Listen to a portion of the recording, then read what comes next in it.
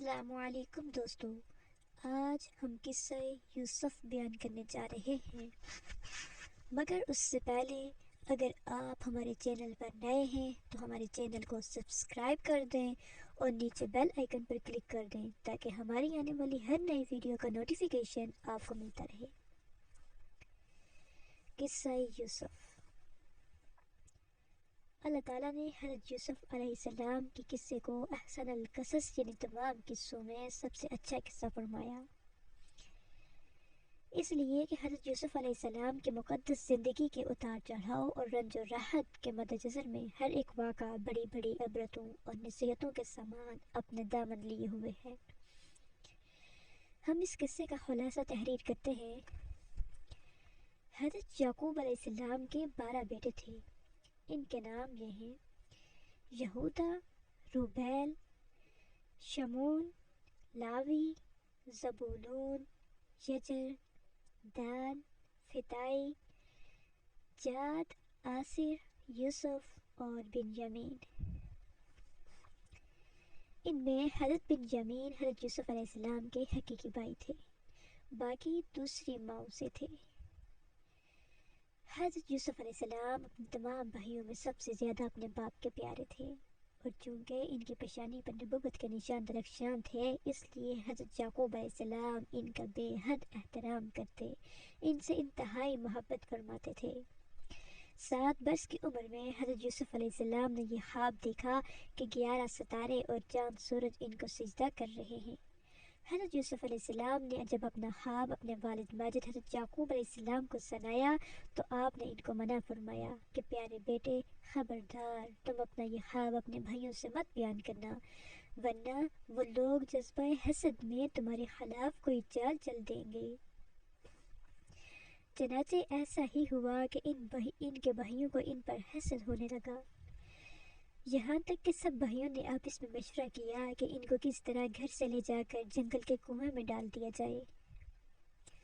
اس منصوبے کی تکمیل کے لیے سب بھائی جمع ہو کر حضرت یعقوب علیہ السلام کے پاس گئے اور بہت اصرار کر کے شکار اور تفریح کا بہانہ بنا کر ان کو گھر سے کندھوں پر بٹھا کر لے چلے، لیکن جنگل میں پہنچ کر دشمنی کے جوش میں ان کو زمین پر پٹخ دیا اور سب نے بہت زیادہ مارا، پھر ان کا کرتا اتار کر اور ہاتھ پاؤں باندھ کر ایک گہرے اندھیرے کنویں میں گرا دیا، لیکن فوراً ہی حضرت جبرائیل علیہ السلام نے کنویں میں تشریف لا کر ان کو غرق ہونے سے اس طرح بچا لیا کہ ان کو ایک پتھر پر بٹھا دیا جو اس کنویں میں تھا، اور ہاتھ پاؤں کھول کر تسلی دیتے ہوئے ان کا خوف و ہراس دور کر دیا، اور گھر سے چلتے وقت حضرت یعقوب علیہ السلام نے حضرت یوسف علیہ السلام کا جو کرتا تعویذ بنا کر آپ کے گلے میں ڈال دیا تھا وہ نکال کر انہیں پہنا دیا۔ کہا جاتا ہے کہ اس سے اس اندھیرے کنویں میں روشنی ہو گئی۔ یہ کرتا حضرت ابراہیم علیہ السلام کا تھا۔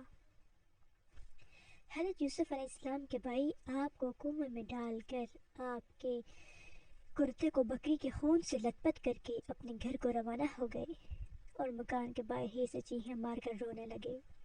حضرت یعقوب علیہ السلام گھبرا کر گھر سے باہر نکلے اور رونے کا سبب پوچھا کہ تم لوگ کیوں رو رہے ہو؟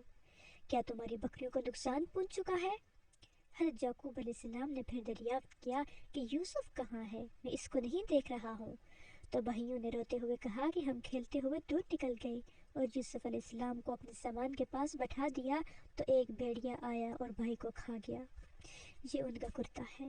حضرت یعقوب علیہ السلام نے عشق بار ہو کر اپنے نور نظر کے کرتے کو جب ہاتھ میں لے کر غور سے دیکھا تو کیا دیکھتے ہیں کہ کرتا تو بالکل سلامت ہے، کرتا کہیں سے بھی پھٹا ہوا نہیں ہے۔ دراصل ان لوگوں نے کرتے میں خون تو لگایا تھا لیکن پھاڑنا بھول گئے تھے۔ آپ ان لوگوں کے مکر اور جھوٹ کو بانپ گئے اور فرمایا کہ بڑا ہوشیار اور سیانا بھیڑیا تھا کہ میرے یوسف کو تو پھاڑ کر کھا گیا، مگر ان کے کرتے پر ایک ذرا سی خراش بھی نہ آئی۔ تو آپ نے صاف صاف فرما دیا کہ یہ سب تم لوگوں کی کارستانی اور مکر و فریب ہے۔ پھر آپ نے دکھے دل اور درد بھری آواز میں فرمایا کہ فصبر جمیل واللہ المستعان علی ما تصفون۔ اب تو میرے لیے صبر ہی بہتر ہے اور جو باتیں تم بنا رہے ہو ان پر اللہ ہی کی مدد درکار ہے۔ حضرت یوسف علیہ السلام 3 دن اس کنویں میں تشریف فرما رہے۔ یہ کنواں کھارا تھا مگر آپ کی برکت سے اس کا پانی بہت ہی شیریں ہو گیا۔ اتفاق سے ایک قافلہ مصر جا رہا تھا۔ جب اس قافلے کا ایک آدمی جس کا نام مالک بن زار حدائی تھا پانی بھرنے کے لیے آیا، کنویں میں ڈول ڈالا تو حضرت یوسف علیہ السلام ڈول پکڑ کر باہر آ گئے۔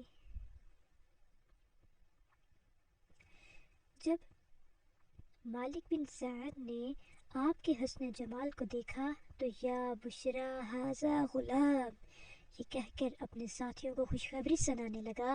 حضرت یوسف علیہ السلام کے بھائی جو اس جنگل میں روزانہ بکریاں چرایا کرتے تھے، روزانہ کنویں میں جانگ جانگ کر دیکھا کرتے تھے، جب ان لوگوں نے آپ کو کنویں میں نہیں دیکھا تو تلاش کرتے ہوئے قافلے کے پاس جا پہنچے اور آپ کو دیکھتے ہی کہنے لگے یہ تو ہمارا بھاگا ہوا غلام ہے جو بالکل ہی ناکارہ اور نافرمان ہے۔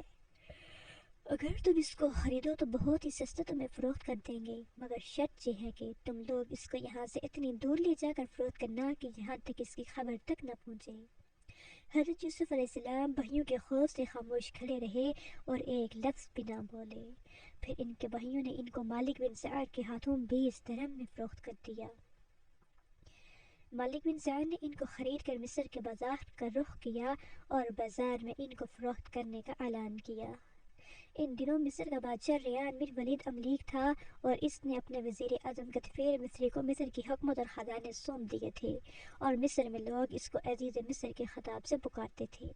جب عزیز مصر کو معلوم ہوا کہ بازار مصر میں ایک بہت ہی خوبصورت غلام فروخت کے لیے لایا گیا ہے اور لوگ اس کی خریداری کے لیے بڑی بڑی رقمیں لے کر بازار میں جمع ہو گئے، تو عزیز مصر نے حضرت یوسف علیہ السلام کے وزن کے برابر سونا اور اتنی ہی چاندی اور اتنا ہی مشک اتنے ہی حریر قیمت دے کر خرید لیا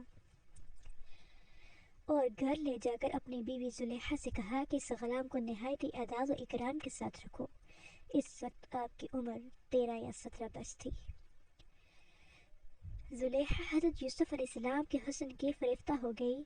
ایک دن خوب بناؤ سنگار کر کے تمام دروازوں کو بند کر دیا اور حضرت یوسف علیہ السلام کو تنہائی میں لبھانے لگی۔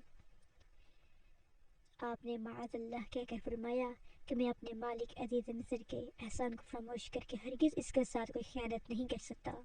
پھر جب خود زلیخا آپ کی طرف لپکی تو آپ بھاگ نکلے اور زلیخا نے دوڑ کر پیچھے سے آپ کا کرتا پکڑ لیا جو پھٹ گیا اور آپ کے پیچھے زلیخا دوڑتی ہوئی دروازے تک پہنچ آئی۔ اتفاق سے ٹھیک اسی حالت میں عزیز مصر مکان میں داخل ہوا اور دونوں کو دوڑتے ہوئے دیکھ لیا۔ اس وقت زلیخا نے مکاری کی اور فوراً بولی اس غلام کی سزا یہ ہے کہ اس کو جیل خانہ بھیج دیا جائے یا کوئی دوسری سخت سزا دی جائے کیونکہ اس نے تمہاری گھر والی کے ساتھ برائی کا ارادہ کیا تھا۔ حضرت یوسف علیہ السلام نے فرمایا عزیز مصر یہ بالکل غلط بیانی کر رہی ہے، اس نے خود مجھے لبایا، میں اس سے بچنے کے لیے بھاگا تو اس نے میرا پیچھا کیا۔ عزیز مصر دونوں کا بیان سن کر حیران رہ گیا اور بولا اے یوسف میں کس طرح یقین کر لوں کہ تم سچے ہو؟ آپ نے فرمایا گھر میں 4 مہینے کا ایک بچہ پالنے میں لیٹا ہوا ہے جو زلیخا کے ماموں کا لڑکا ہے، اس سے دریافت کر لیجئے کہ کیا واقعہ ہے۔ عزیز مصر نے کہا بھلا 4 ماہ کا بچہ کیا جانے اور وہ کیسے بولے گا؟ آپ نے فرمایا اللہ اس کو ضرور میری بے گناہی کی شہادت دینے کی قدرت عطا فرمائے گا کیونکہ میں بے قصور ہوں۔ چنانچہ عزیز مصر نے جب اس بچے سے پوچھا تو اس بچے نے بآواز بلند فصیح زبان میں یہ کہا اگر یوسف کی قمیض سامنے کی طرف سے پھٹی ہو تو عورت سچ کہتی ہے اور وہ جھوٹے ہیں، اور اگر ان کی قمیض پیچھے کی طرف سے پھٹی ہے تو عورت جھوٹ بولتی ہے اور یہ سچے ہیں۔